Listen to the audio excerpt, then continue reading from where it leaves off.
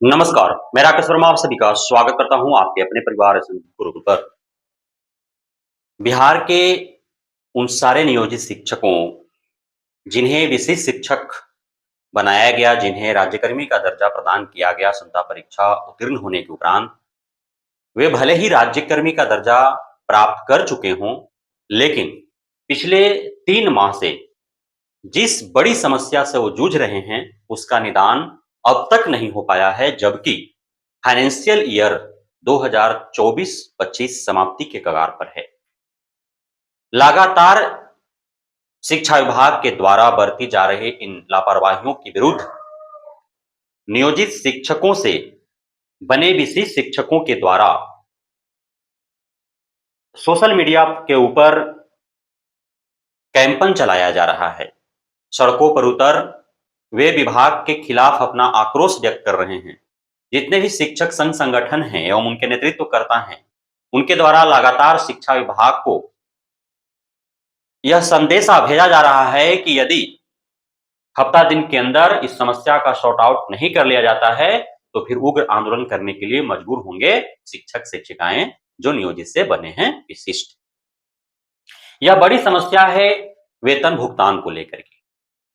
जब से क्षमता परीक्षा फेज 1 के उत्तीर्ण लगभग 1,89,000 शिक्षक शिक्षिकाएं राज्यकर्मी का दर्जा प्राप्त किए हैं। हालांकि सभी 1,89,000 को राज्यकर्मी का दर्जा प्रदान नहीं किया गया है।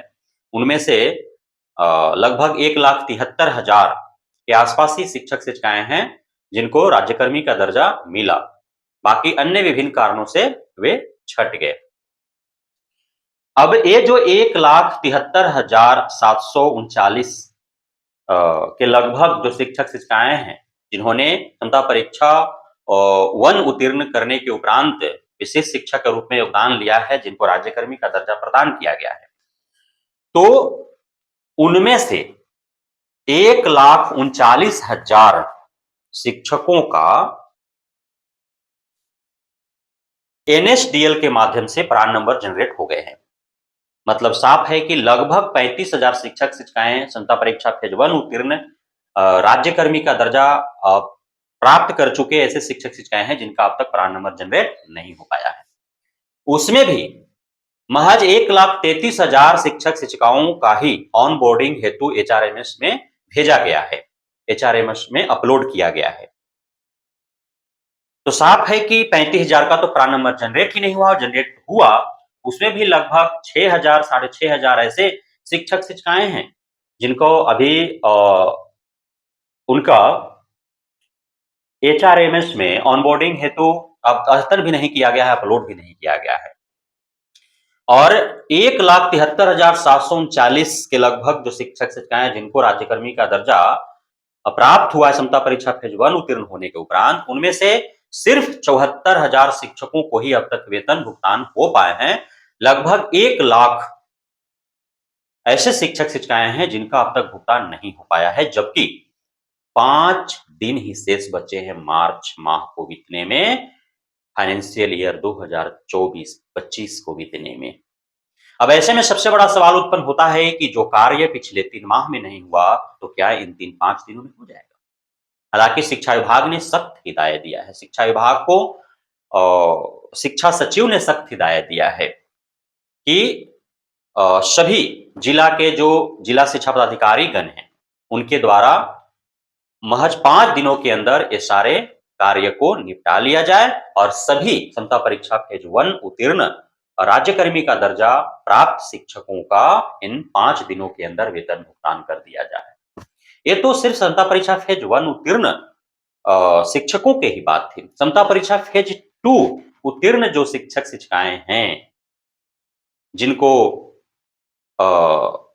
अभी हाल ही में माननीय मुख्यमंत्री साहब एवं अन्य ने उनको नियुक्ति पत्र प्रदान किया, माननीय मुख्यमंत्री के जन्मोत्सव के अवसर पर जो है नियुक्ति पत्र प्रदान किया गया था, उनका क्या? उनके बारे में तो कोई सोच ही विचार नहीं कर रहा है।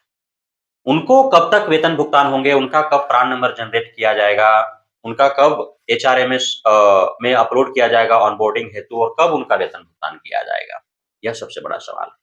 तो कहीं न कहीं भले ही एक तरफ खुशी है राज्यकर्मी बनने का, लेकिन जो वेतन भुगतान की प्रक्रिया है, शिक्षा विभाग के द्वारा जिस प्रकार से लेट-लतीफ़ किए जा रहे हैं, जैसे पदाधिकारियों के द्वारा उदासीनता ज़ाहिर की जा रही है जैसे शिक्षकों के प्रति कहीं न कहीं इसका खमियाजा जो है वो शिक्षक-शिक्षिकाएँ बहुत बुरा भुगत रहे हैं। इस वजह से शिक्षक-शिक्षिकाओं में आक्रोश है इसे लेकर के, तो शिक्षा विभाग को यथाशीघ्र जो भी क्षमता परीक्षा फ़ेज़ 1 से फ़ेज़ 2 से क्षमता उत्तीर्ण करके और राज्यकर्मी का दर्जा प्राप्त किए हैं, तो उनका वेतन भुगतान को लेकर के जो समस्याएँ हैं, उसका निदान कर और रोज़मर्रा के जीवन में इनकी जो कई सारे परेशानियाँ खड़ा हो रहा है, तो उन परेशानियों को भी समझने की आवश्यकता है। बहुत-बहुत धन्यवाद आप सभी साथियों का हमारे साथ जुड़े रहने के लिए, बने रहने के लिए, मिलते हैं आपसे, भरोसा बनाए रखें।